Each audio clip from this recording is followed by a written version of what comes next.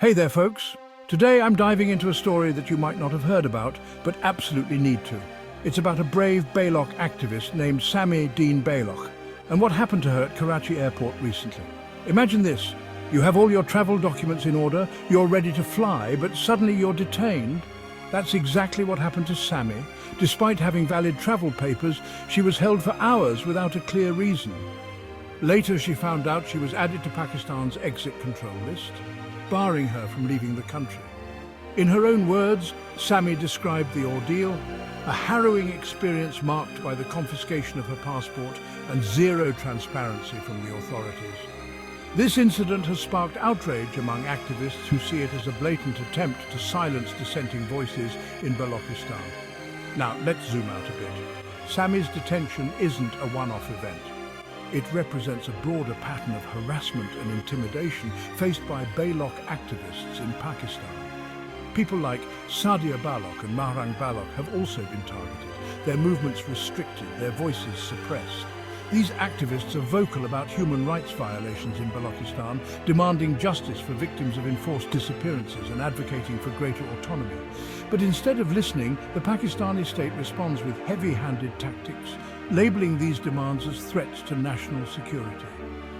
The international community is watching closely. Human rights organizations are calling out the crackdown, urging Pakistan to uphold its human rights obligations. The arbitrary detention and silencing of activists not only violate fundamental rights, but also hinder efforts to address the legitimate grievances of the Baloch people. And the frustration isn't limited to the activists alone. Across Pakistan, there's growing outrage. In Karachi, civil society activists recently staged a protest outside the Karachi Press Club. They condemned the state's actions and demanded justice for the Baloch people.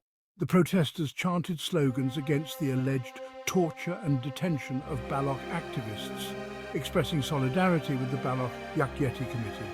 This isn't just about one person or one incident, it's about a pattern of behavior that reflects a fear of dissent rather than strength. The protests in Karachi highlight the simmering anger over the state's handling of the situation in Balochistan. They remind us that the struggle for human rights and justice in the region is far from over. So what can you do? Stay informed, speak out, and hold those in power accountable. The international community must continue to monitor the situation closely. We can't let these voices be silenced. Thanks for tuning in. If you found this video enlightening, don't forget to like, share, and subscribe for more stories that matter. Until next time, stay aware and stay engaged.